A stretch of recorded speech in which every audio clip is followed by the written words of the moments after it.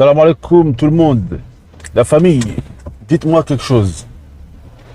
Si Marlène Schiappa, elle fait du placement de produits, pourquoi moi je pourrais pas en faire?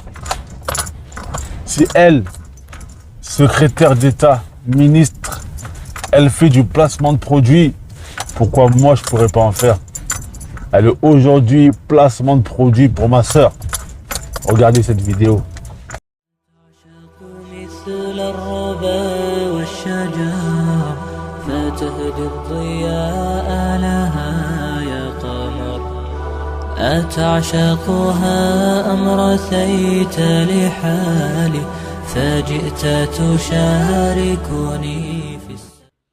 On pense souvent que l'entrepreneuriat n'est réservé qu'aux hommes.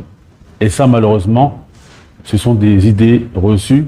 Et même religieusement, l'islam a connu de grandes femmes qui étaient de grandes entrepreneuses.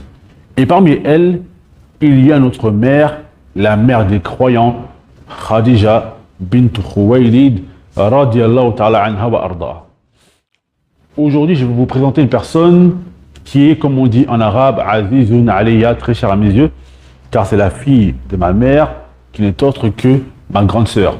Beaucoup la connaissent sous le nom de couture entre sœurs, ça c'était l'ancien nom, ou le nouveau nom Olaria Mode, ou tout simplement son prénom qui est Kilia.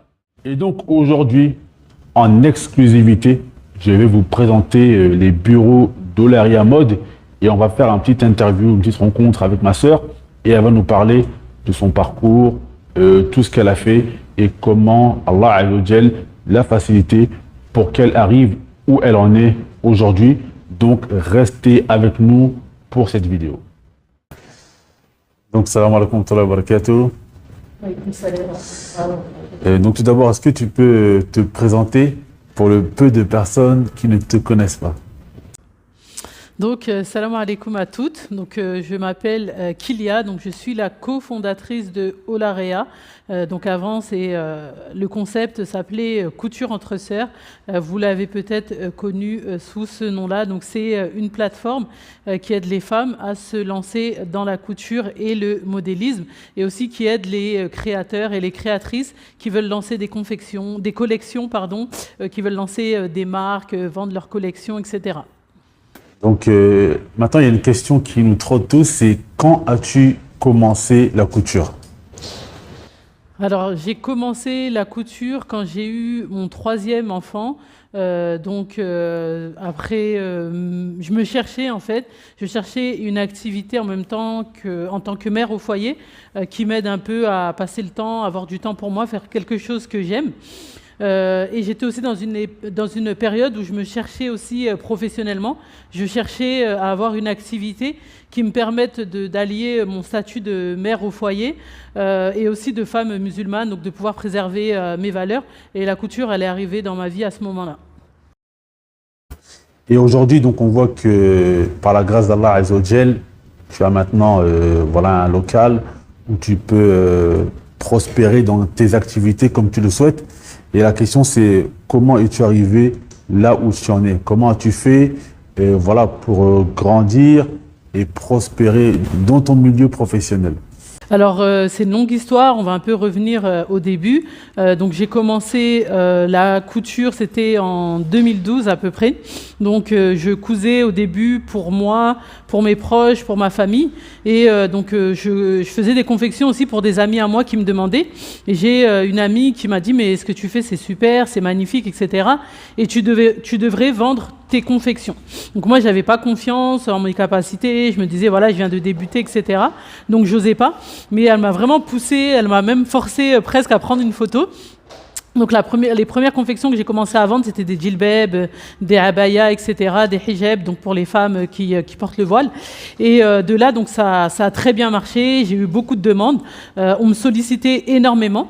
Et de fil en aiguille, en fait, on a commencé à me demander, les gens, en plus que je leur fasse des confections, ils voulaient aussi apprendre à coudre et à faire eux-mêmes leurs confections. Et c'est comme ça que je me suis retrouvée à donner des cours de couture à domicile. Donc ça dépend. Soit les gens venaient chez moi et j'organisais des stages d'apprentissage. Donc soit c'est moi qui me déplaçais chez les femmes donc pour leur apprendre la couture. Donc à l'époque j'habitais en France, à Clichy-sous-Bois. Et voilà, donc je donnais les cours de cette manière-là. Et ensuite, en 2013, donc j'ai commencé à préparer ma hijra, mon expatriation.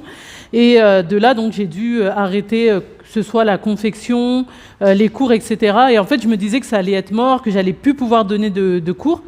Et donc, à ma grande surprise, quand je suis partie, donc à l'époque j'étais en Égypte, eh ben, j'ai été également sollicitée par les Français et les Françaises qui étaient sur place, pareil, qui me demandaient des vêtements cousus à la française parce qu'on n'a pas les mêmes coupes, etc. Et de là, donc, j'ai commencé à réfléchir. Et c'est là que m'est venue l'idée de donner des cours de couture en ligne. Et c'est comme ça un peu qu'est née cette aventure. D'accord, très bien. Et dans la tête de beaucoup de personnes, il est compliqué d'allier le religieux avec le professionnel pour une femme. Donc la question qui nous vient à l'esprit, c'est comment tu fais donc pour allier le professionnel et le religieux? Est-ce que tu as des contraintes qui t'empêchent d'être une femme au foyer et d'être une femme professionnelle également? Alors ça c'est une très bonne question, c'est une question d'ailleurs qu'on me pose souvent. Il faut savoir qu'aussi dans le cadre de mon activité professionnelle, j'accompagne aussi les femmes qui souhaitent se lancer dans une activité professionnelle, donc qui souhaitent devenir des créatrices, etc. Et c'est vrai que c'est une question qui revient souvent. Moi déjà la première des choses, avant vraiment de rentrer dans le vif du sujet et de répondre à cette question, la première des choses que j'ai envie de dire, c'est que la perfection n'existe pas. Et souvent ce qui va nous poser problème, c'est qu'on cherche la perfection, on cherche à exceller dans tous les domaines en même temps, et ça faut se le dire clairement, ça sera pas possible. Il y a aussi il y a des paliers dans son activité professionnelle, dans son aventure professionnelle. Il y a des paliers et on va pas arriver directement au dernier palier. Donc il y a des étapes. Il y aura des sacrifices à faire à un moment pour pouvoir arriver à certaines choses. Donc ça c'est vraiment la première des choses. Donc moi aujourd'hui j'ai réussi à trouver un certain équilibre. C'est pas parfait et chaque jour j'essaie de m'améliorer. Chaque jour j'essaie de devenir meilleur. Mais voilà, la première des choses, c'est vraiment que j'ai appris à ne plus chercher la perfection, et ça c'est vraiment important. C'est-à-dire que je voulais exceller, voilà, qu'on se le dise clairement, la maison soit toujours clean, les enfants toujours clean, dans ma religion entre guillemets toujours clean, dans le travail toujours clean. Non, ça sera pas possible. Il y a des moments où on va devoir un peu quand je suis dans une période de gros lancement, de lancement d'un nouveau produit ou quoi, forcément j'aurai un peu moins de temps pour m'occuper de la maison. Et moi, tout simplement, ce que je fais, c'est que je délègue. J'ai appris à déléguer, que ce soit dans le travail ou à la maison, j'ai appris à déléguer. Donc voilà, ça c'est vraiment quelque chose d'important aujourd'hui. Je pense que la chose la plus importante, c'est de ne pas chercher la perfection et apprendre à déléguer. Après, est-ce que c'est possible d'allier donc la vie professionnelle, la vie de maman et la vie religieuse? Oui, c'est tout à fait possible en ayant une bonne organisation. Et ça, c'est la base. L'organisation, ça sera vraiment la base. À côté de ta vie professionnelle et de ta vie familiale, tu as également repris tes études. Donc, pourrais-tu un peu nous parler de comment tu fais également pour allier ta vie professionnelle, ta vie familiale également avec ta reprise d'études? Oui, donc comme tu l'as si bien dit, donc actuellement, j'ai repris un cursus scolaire donc de 3 ans. Donc je gère mon entreprise. Donc il faut savoir que je travaille avec mon époux, ça c'est important de le dire. On travaille en couple, on travaille en équipe, et ça c'est quelque chose qui m'aide énormément, c'est que j'ai le soutien de mon mari, on travaille ensemble. Donc quand je suis à l'école, je sais que je peux compter sur lui pour gérer ce qu'il y a à gérer dans l'entreprise, pour gérer aussi au niveau des enfants. Et la deuxième des choses, c'est l'organisation. Encore une fois, on en revient toujours à ça. C'est-à-dire que il faut savoir être organisé, donc au niveau délégué, s'organiser. C'est vraiment les deux choses. Savoir voilà chaque chose en son temps, savoir les choses qu'il y a à faire, les faire et ne pas remettre au lendemain, ça c'est important, parce que quand on remet les choses au lendemain, quand on ne les fait pas, on se retrouve surchargé de travail. Donc ça c'est vraiment important, et chaque chose en son temps. Quand on est dans le travail, mais il faut savoir s'accorder du temps pour soi et du temps pour sa famille également. Bon, maintenant, depuis ce nombre d'années que tu as commencé à prodiguer tes formations, tu es devenu une sorte d'exemple dans la communauté musulmane, parce que je rappelle que, machallah, tu es une précurseuse dans le fait de donner des formations en ligne pour la couture. Je pense que ça ne se faisait pas avant toi. Donc, vu le rang que tu as atteint désormais, quel conseil pourrais-tu donner aux sœurs qui veulent se lancer?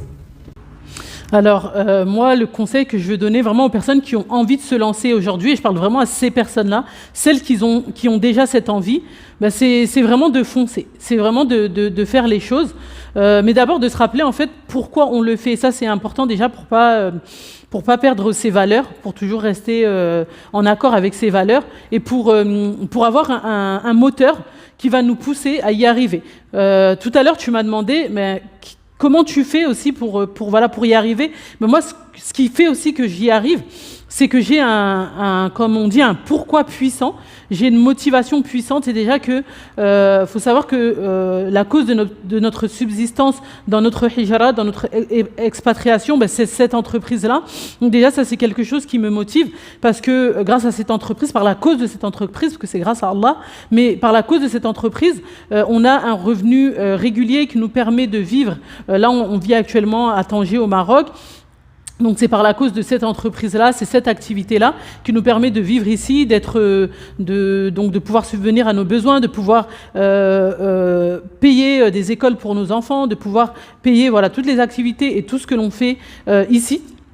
Donc voilà, déjà j'ai ce pourquoi puissant, mais aussi parce que à travers les formations que je donne, donc moi il faut savoir qu'avec Olarea, on a un message fort, c'est qu'on voulait ramener dans le monde de la couture et du modélisme, la confection de vêtements donc de modeste fashion et d'islamic fashion, parce que moi quand je suis partie me former, quand j'ai commencé à vouloir me former dans la couture et dans le modélisme, aujourd'hui encore dans l'école dans laquelle je me forme, on va jamais aborder les confections islamiques, apprendre à faire des djilbab, des abayas, des qamis, etc. C'est quelque chose qui ne se fait pas. Et aujourd'hui, on est les seuls chez Olarea à aborder ce type de confection. Donc ça aussi, c'est quelque chose qui me motive parce que j'apprends à des femmes à pouvoir réaliser leurs propres vêtements, leurs propres abayas, leurs propres djilbab, les qamis pour leurs proches, etc. Et ça, c'est un pourquoi puissant qui m'aide vraiment chaque jour à me lever, à être motivée et à me dire voilà, il faut que je fasse les choses. Voilà, c'est comme si entre guillemets, j'avais pas le choix parce que j'ai cette motivation, j'ai cette ambition et je me dis voilà, il faut que je me donne les moyens d'y arriver, tout simplement. Et la dernière question, c'est comment ceux ou celles qui souhaitent te suivre peuvent le faire? Alors pour nous suivre, donc il y a plusieurs moyens. Donc pour suivre Olarea tout d'abord, donc on est présent sur Instagram, on est présent sur Facebook également. Donc il suffit de rechercher Olarea Mode ou bien Olarea tout court pardon, et vous allez nous retrouver facilement. On a également une chaîne YouTube, donc Olarea Mode, qui va commencer à être alimentée régulièrement, donc très prochainement. Donc moi pour me suivre, donc pour les femmes qui veulent me suivre, vous pouvez me suivre sur donc Instagram. Donc le compte c'est Kilia, donc le tiré du Olarea, et j'y partage un peu donc mon quotidien donc dans l'entrepreneuriat. Vraiment, je vous montre uniquement ce qui concerne donc mon quotidien dans l'entrepreneuriat, dans ma reprise d'études, et pour celles qui sont aussi intéressées pour s'installer sur Tanger. Donc je partage un peu aussi le quotidien sur Tanger. Voilà, nous sommes arrivés à la fin de cette vidéo et le but donc de cette vidéo était de montrer qu'il est possible pour une femme musulmane qui souhaite travailler, avoir une vie professionnelle à côté de son foyer, que cela est tout à fait possible tout en préservant et maintenant les principes de notre religion. On demande à Allah Azza wa Jal de faciliter à toutes les sœurs qui veulent donc s'investir professionnellement tout en gardant et en préservant les principes de leur religion. Innahu waliyu dhalika wal qadiru alayhi walhamdulillahi rabbil alamin.